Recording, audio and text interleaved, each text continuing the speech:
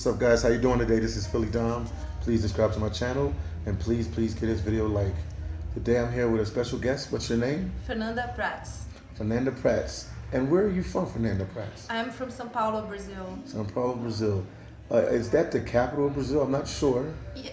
Let's say it's the economical capital, but the actual capital of Brazil is Brasilia. Okay, because a lot of people, you'd be surprised. A lot of people, I'm from America, and a lot of people don't know that, so that's why I brought that up. They might think it's Buenos Aires, the capital of Brazil. I've been reading this a lot. Like, oh my goodness, that's another country. That's exactly, but there's a lot of people who ask me if it's Buenos Aires. Wow, that's Argentina. That's a whole different country. Yeah. Oh wow. Today I want to ask you a couple questions about your beautiful country of Brazil. Okay. So they call it the elephant in the room. I'm gonna jump into a hard question and then I'll ask you some easy questions. Let's do it. Okay. Brazil is right now, and I know they're having like a crisis for over 2 years now. More than 2 years, like since 2015, in fact. Oh, so almost 5. Oh wow. Yeah. Almost 4 years. Was that 4 years? Like 15, 16, 17, 18. 4 years. 4 years, and we just started 2019. Yeah. Yeah. What's going on with the crisis there? At first there was like economical crisis because of the dollar that raised very high. In the past, like the dollar was $1, 2 reais, and now $1 is more or less 4 reais. And at that time, it became 5. Okay. And also all this has happening because of the previous government in Brazil. They discovered a lot of corruption. And in fact, the corruption is all over Brazil. In every organization, governmental organization, you find dirty things about corruption. Okay. And that's it. This was, I think, the beginning, the tip of the iceberg, you know. But the things go really further and deeper. Wow. I'd like to ask you, okay, what is the greatest problem that Brazil is facing right now? I don't want to say your president, but what's the greatest problem? I think so. And exactly this new president is something like in opposition for the previous, where they discovered all that corruption. But he's actually not different. In terms of corruption, nothing changed. But part of Brazilians, the ones who voted for this guy, were wanting so badly for a changing. They are longing for a change. And then they voted this guy, which is extreme.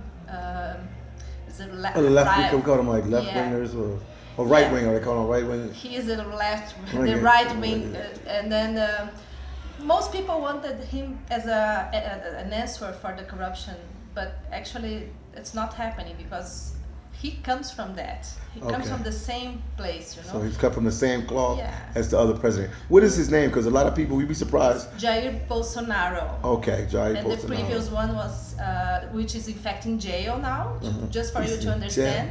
Yeah, the previous president was impeached. Her name is Dilma Rousseff, and she was the successor of Lula, which is now in jail. So the situation couldn't be worse, I think. And I have another question. This wasn't even on my little script of questions I had to ask you. The woman president there, because I know that was the first woman president in Brazil, and congratulations on that. Why did they get her out of office? I'm trying to understand. I mean, I can Google it and check it out, from talking to a Brazilian? Yeah, of course. What was the reason that she was... I also felt very happy for having a woman in president, although I would prefer another one, not her, because she was like a successor of Lula. So she continued some things that wasn't working, all the corruption stuff. So like they did like business out of corruption. They have like monthly payments for people in the government. So it was really ugly situation. So now the other government is not different at all. And so Dilma wasn't really like something to be proud of. She didn't do nothing very amazing. And she was caught in the corruption scheme, so nothing to be proud of, unfortunately. Okay, so they basically was all cut from the same cloth. The last 3 Brazilian presidents. Yeah, all Brazilian presidents, I might say. She said all Brazilian presidents. Oh my goodness. I think that's something that we inherited from since the colonialism, you know. quite in the culture. Okay, I understand. And I'm asking you a lot of questions about Brazil because I'm a Philly Dom and I'm going to take a trip to Brazil pretty soon. That'll be my first time ever going to Brazil. So that's when I want to learn a little bit about the government and the people and everything. So now, probably on a positive note, I'll ask you some other questions. What are the cities that I should visit when I do go to Brazil? All right. The main cities, and maybe you could tell me a reason why you should go to these cities. Okay, so probably most people who goes to Brazil goes first to Rio de Janeiro, which is the most popular town in Brazil. But apart from Rio de Janeiro, which is a beautiful state of Brazil, there are other places that are really nice. Such I could recommend Florianopolis. Florianopolis, okay. Yeah, which is like an island with 42 beaches. Oh wow! It's a beautiful place, and it's in the south of Brazil, so the people are a little bit different. And everywhere in Brazil, people are very warm, especially if tourists. We like to have tourists. We like to have foreigners coming to our country. Okay. So every tourist will be very welcome there. Okay. And in the other extreme, in the north part of Brazil, there's Belém. Belém, okay. Belém, which is near the Amazon. It's the beginning of the Amazon. Okay. So there's also this ocean, but if you go to that state, you go to the Amazon. You can visit the Amazon. It's beautiful. It's totally diverse from Florianopolis. So the nice thing about Brazil, you have so much diversity. And I would like also to recommend Minas Gerais, which is a state, like a smaller state that has no beaches. Okay. But they have like a place called Inhotim, which is an open air museum. The place is amazing. It's huge. Okay. Unfortunately, also with problems with corruption, but for the art and the nature, you can go there and just have a blast. Oh, okay. And they're the places you would recommend? Because and my state as well, São Paulo. São Paulo is such a nice place. I love it. Okay. And what about Rio de Janeiro? Because that's anytime you think of Brazil, first place everybody thinks of Rio de Janeiro. Yeah. Why is that? Why does that place stand out more than any other place? Firstly, because it's really beautiful. Okay. They have this geography, the Bay of Guanabara, where Rio de Janeiro sits.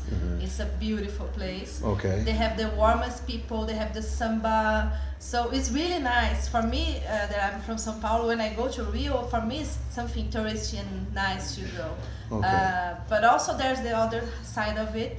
There's a lot of violence there. They have the favelas, very big. Okay. We have also in São Paulo, but it's far away. And in Rio, you see from the ocean, the beach, you can see the mountains full of small houses and the favelas. So it's very mixed, the culture in Rio. But that's also what makes it special. Okay. And my next question, you tapped into that next question.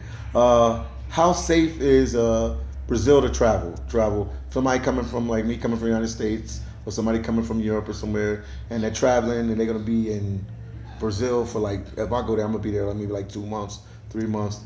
How safe is Brazil? Yeah, as a traveler myself, I also have to warn people about safety in Brazil. You have to be aware, you have to be street smart, and everywhere in Brazil, unfortunately. Myself, when I go to Rio, I'm seen as a richer tourist, because of being from São Paulo. And sometimes they try to have advantage, for example, in a taxi, or sometimes they try to charge me more for something I bought in the beach. Okay. So, but it's not as hard as like Vietnam or other places that you feel like ripped off all the time. Okay. But you have to take care, like everywhere. If there's a lot of people, take care of your belongings and try to negotiate things up front and look for things that have prices marked down. And we have this policy of having everything with the price marked. So I think it's not that dangerous. Just take care. Okay. And I was going to ask you now, what makes Brazil culture interesting to the world? Like, how could I put it? What makes your country unique to any other place in the world that you think, since you're from Brazil, you're Brazilian, when you go to other places, what do you see that makes Brazil unique and different than any other country? Yeah, I think Brazil has something that's really peculiar. We have we are a big country. If you see the map of South America, Brazil is y'all the take up biggest half country. of it. Y'all take up half of South America. Yeah, and we have a different language from all the other countries. Yeah, Portuguese. But inside Brazil, we have so many cultures mixed together. And that's the nice thing, because of course you go to New York and you have the Chinatown, the Italian place, but in Brazil everything is kind of mixed. Okay. And everybody has a little bit of everything, so everybody's a little black. Okay. Because we have the matrices of people in Brazil are European and black, because we have a lot of African people. Okay, so African descent and European descent. Yeah, and then the music and the food, everything is mixed. And also there's a very interesting point, because of the slavery when they come to Brazil, the guys have to be very smart to deal with this thing. So the black people need to create their own icons to stand out from to be apart from the domination of the Portuguese. Yeah, because I know they have capoeira. You know anything about capoeira? I know that's from the African tradition. Yeah. And the Afro religion, for example, they take a saint from the European beliefs, like Santa Barbara, and then they transform it in Iemanjá. So they use the names the names of the European saints to use their culture. So they pretend they're just cherishing Santa Barbara, but in fact they are cherishing Iemanjá. Okay. And also they created a lot of dishes out of the not eaten parts of the pork, for example. Our staple dish is feijoada. It was created about that, like things that other people didn't eat, so they prepare nice dishes with that. So that's the versatility and the resilience of Brazilians. I think that's what stands out. So I could safely say you have a colorful culture that creates an environment that makes Brazil a unique and special place. Yeah, I think so. You can. This is a very nice way to put it. Oh, okay. Do you have anything else you want to say regarding your beautiful country of Brazil? Just when you go to Brazil, especially advice for Americans, because I've been traveling with a lot of Americans. I have a lot of American friends. One thing you must try to do is not compare.